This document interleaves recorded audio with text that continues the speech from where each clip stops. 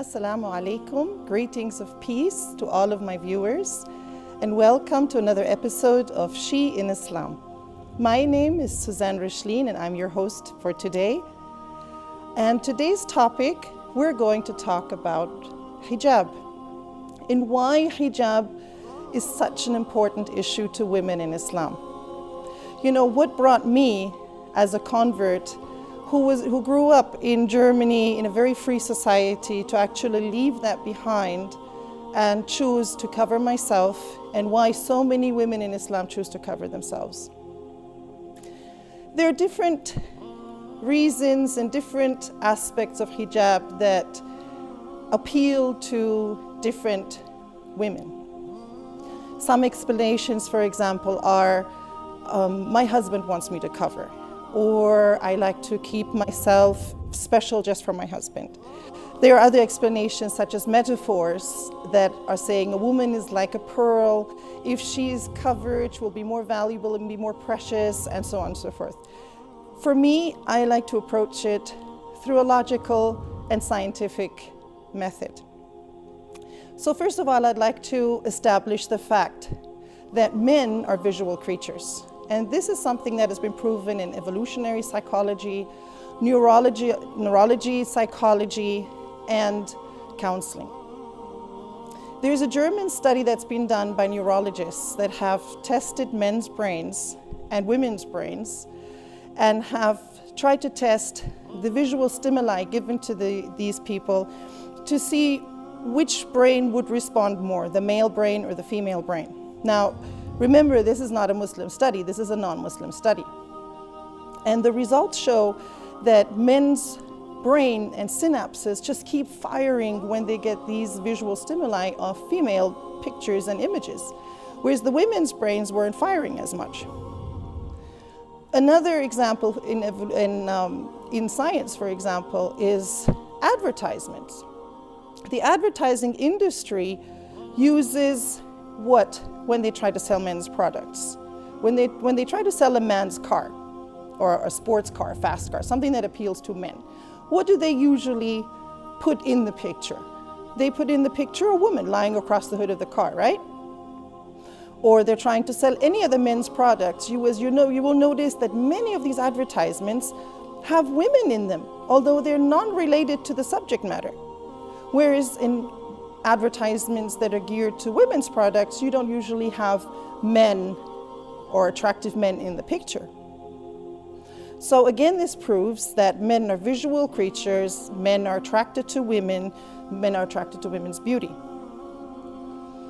Another scientific fact is that through evolution, men have developed certain beauty standards in women, something that they're looking for in a woman.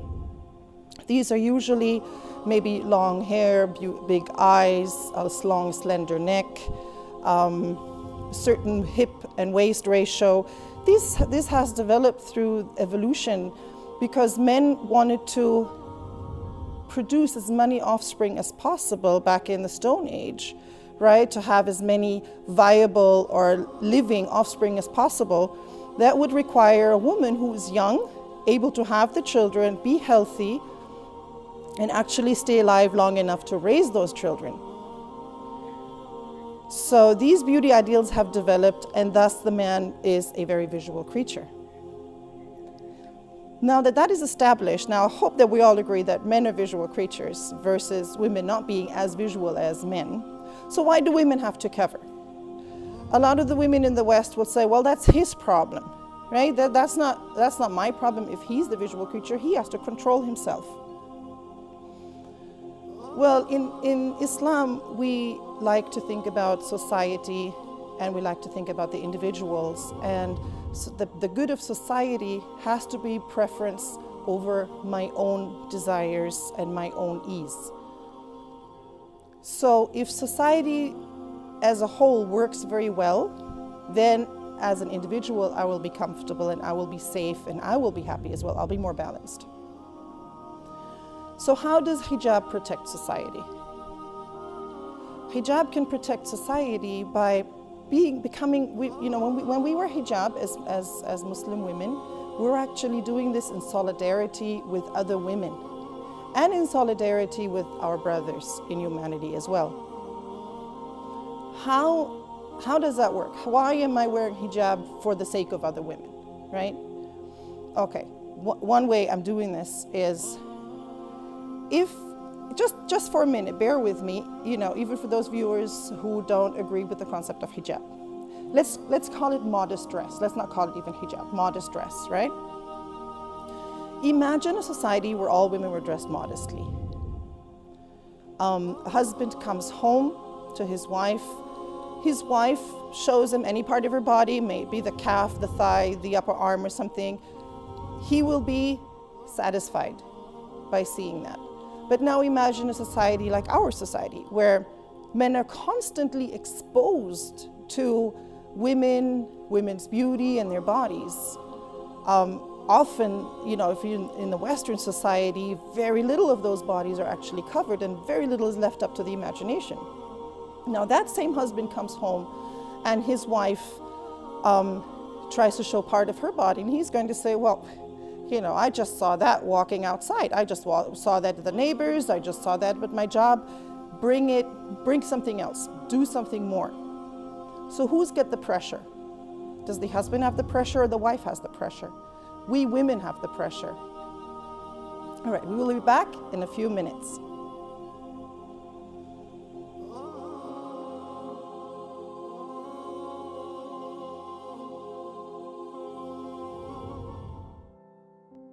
M is for the million things she gave me.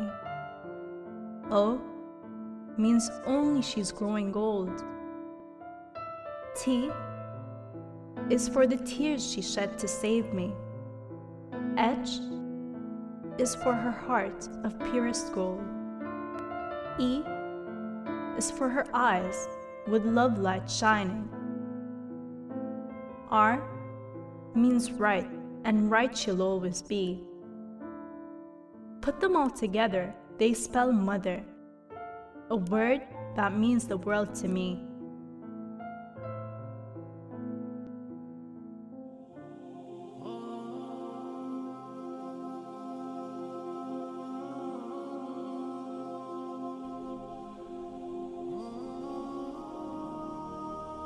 Assalamu alaikum and welcome back. We were talking about hijab and the logic of hijab.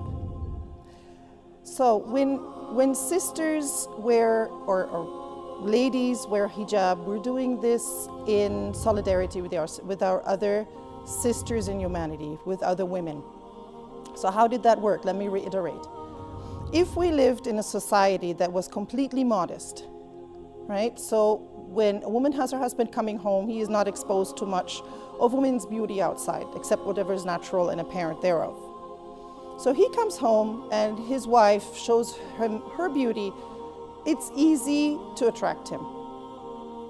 However, if a wife in the society that we are living in nowadays, and especially in Western society, she tries to show her beauty, he's going to say, well, no, you bring more. This is something I see every single day. This is something that I'm exposed to every day. I just saw that the neighbor's, watering her garden, or I just saw that in the office. So the pressure on the women is so immense to keep producing better and more beauty, often to standards that she can't keep up with.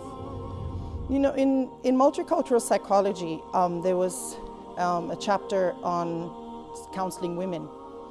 And in the West especially, a lot of these women nowadays are in counseling because of substance abuse, eating disorders, suicidal thoughts, and low self-esteem.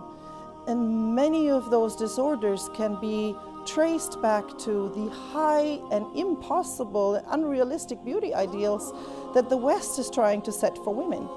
And so women are constantly trying to keep up with that, with spending so much money on makeup, on fashions, and sadly on surgeries that often don't quite work out the way they plan to. So who is the pressure on? If you look at the surgeries and the number of surgeries that women and men actually have performed on themselves, and I'm talking about plastic surgery, right? Not corrective surgery, but surgery to enhance this or reduce this or to change the shape of whatever. Men don't even come close to the number of surgeries that the women are doing. And why are women doing this? Because they have this pressure from other women to look a certain way. It's really not the men putting the pressure, it's women putting the pressure on each other. So hijab, alhamdulillah, that takes care of it. Alhamdulillah. We take the pressure off each other in solidarity with other women. Now, how can I help my brothers in humanity? And I'm not going to say my brothers in Islam, but my brothers in humanity, because eventually we are all brothers and sisters. We're all human beings and we're all related. So how can women help their brothers in humanity by wearing hijab? And I'm going to liken this, and without trying to insult anybody, but I'm going to liken this to, for example, a tiger or a lion. Imagine a lion or a tiger who's really hungry. And there you go, you take a big of yummy, juicy meat and you dangle that in front of the lion or the tiger. And as the lion and tiger are getting ready to pounce on that meat, you just snatch it away really fast. Any animal lover, even people who don't love animals, they're going to say, don't do this to that poor lion or tiger, don't tease. Either you give that poor animal the meat, he's hungry, give him the meat, or don't show it to begin with. So, without trying to insult our brothers, of course, I'm trying to liken that to humanity. We have brothers who are not able to get married. And there's these women who are exposing themselves outside to any degree to these brothers, and without them wanting it or noticing it necessarily, are getting attracted. The hormones start going, and then these women say, okay, you can look, but you can't touch. So do you think that's fair? I think in solidarity with our brothers, again, we should be helping them. We should be standing on the side and not tempt and not tease. We do this out of a love, not because we cover up because we think, oh, you shouldn't be looking or something like that. So going back to society. So I might personally, one day be hot in my hijab, in my cover. I might one day be uncomfortable. I might one day want to look nice and dress nice outside and show it all off. But I do prefer the good of society over my own good, over my own desires. Because eventually, if I've got a good society, then I am a balanced individual. And hijab doesn't only mean the way we dress. Of course, the general hijab, and there's differences of opinion in the scholars, but there are, the minimum of hijab is a woman should only show her face and her hands. Clothes should be wide, clothes should not be flashy, clothes should not be see-through. But that's only regarding clothes. What about hijab in our attitudes and our behaviors? Sometimes I see women with hijab, and then unfortunately their behaviors or their attitudes are more alluring than some ladies without hijab. So hijab also is a matter of the way we act, the way we carry ourselves, the way we speak. We speak in a business-like manner when we speak to our brothers. We speak without being alluring, without trying to attract. And the good thing about that is people have to see me for me. I am not anymore just my physical me, and that's what I really enjoy about hijab as well, is that I am actually forcing, without being forceful, but I'm actually forcing men to see me as me. We'll be back in a minute, inshallah.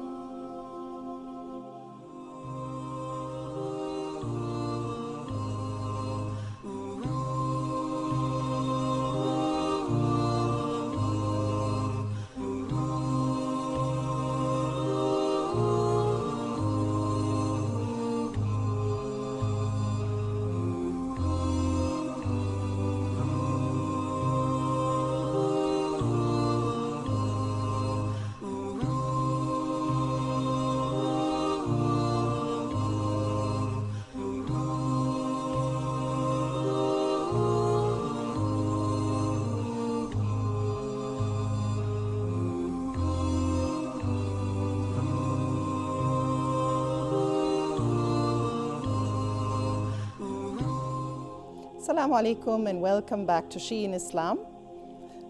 We were talking about hijab and the logic of hijab. So when we're talking about hijab, I think a lot of you might be wondering what would bring a Western woman to wear hijab, to leave all the freedoms she's had, which I would like to put freedoms in quotation marks because it depends on how you define freedom.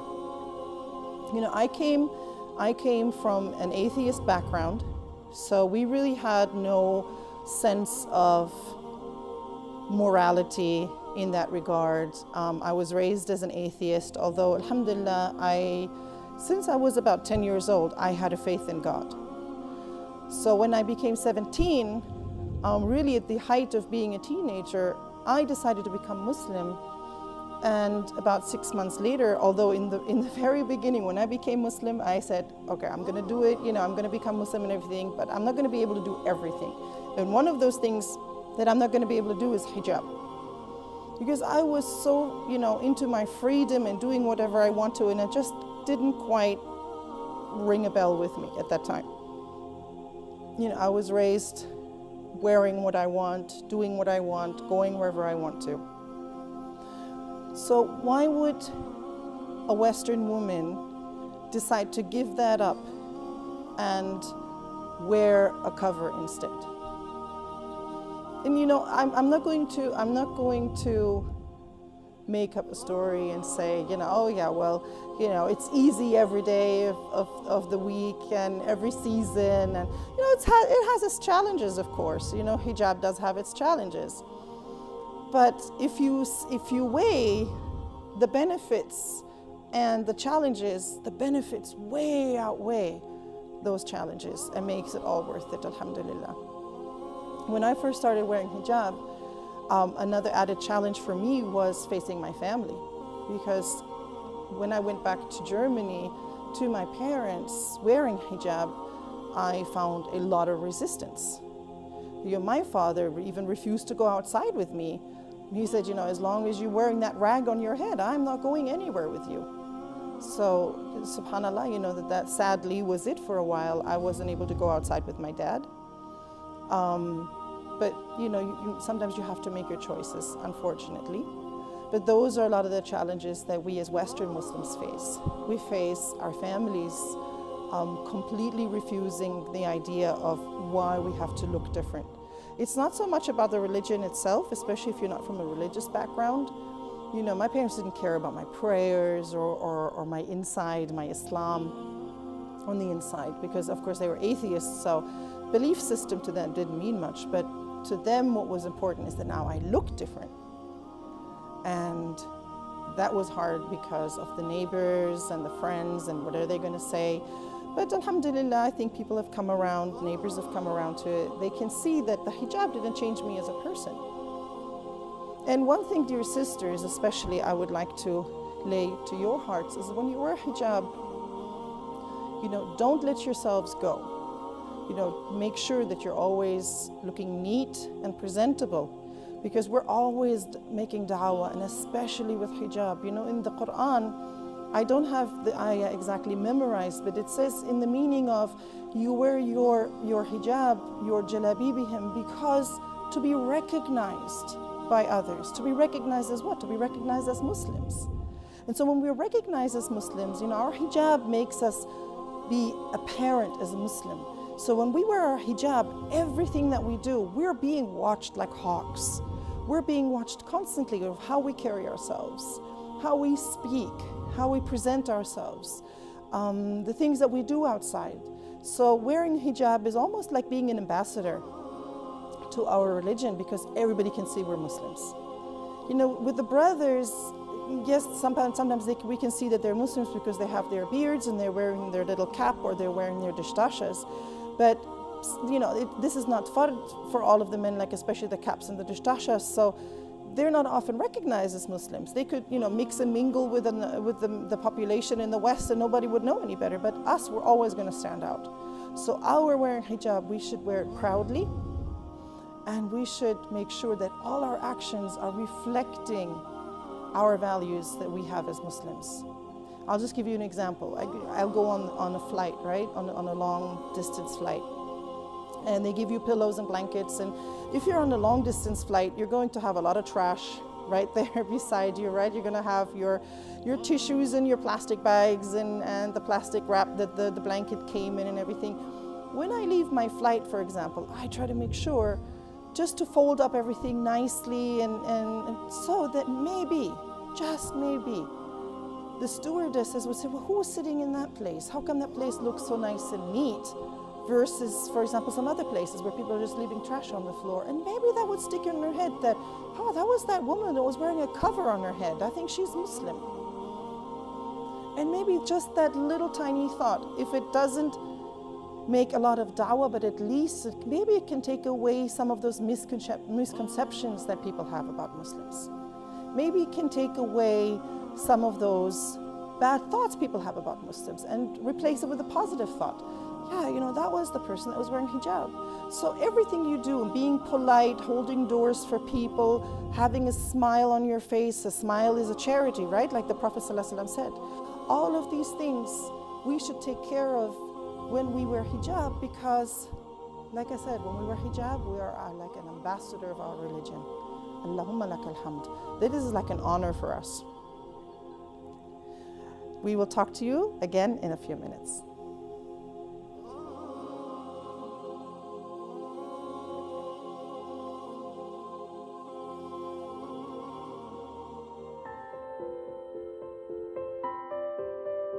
The table is a meeting place, a gathering ground, the source of sustenance and nourishment, festivity, safety, and satisfaction.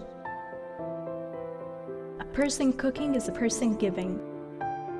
Even the simplest food is a gift. Years, months, days.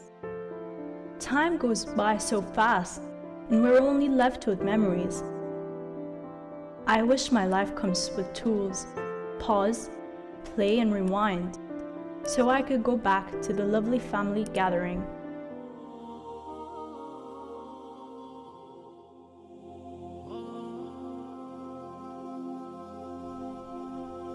Assalamu alaikum. We're back talking about hijab some more. I'd like to summarize what we've been talking about is the importance of hijab and the logic behind hijab. That hijab can actually be proved, that the sense that hijab makes can actually be proven through psychology of how men's and women's brains are made up, how women sadly often succumb to the pressures of society and the ad industry and the media industry of how women should look, what are the ideals of beauty. And even those things change from year to year. Subhanallah, sometimes this is in fashion, then that is in fashion. This is the body part that should be enhanced. Now, next year, that body part shouldn't be enhanced. So let us think, if we are willing to have the West pull us left and right with their whims and their desires, or if I'm just going to stay firm and decide, no, I'm not going to give in to that, that I actually consider freedom. Freedom is the freedom that I have to make my own choices, not to give in to all these societal pressures. If I can make that own choice, that's what I consider real freedom. Alhamdulillah. And I wish all of you viewers, you took something away from this little talk that I gave. Maybe you're able to address a Western person with a little bit of logic of why we women cover up. And I hope that your hijab, if you decide to wear it, is always easy and comfortable for you, inshallah. And be proud to wear it. And dear viewers, I hope to see you again in another episode of She in Islam. We're going to have a lot of interesting visitors and guests on our show. I hope your fasting is easy this Ramadan, that you are able to take something away from Ramadan, something that refreshes your spirit, that keeps your body healthy, insha'Allah. Enjoy Ramadan and Ramadan Kareem. We will see you at the next episode, insha'Allah. Assalamu alaikum wa rahmatullahi wa barakatuh.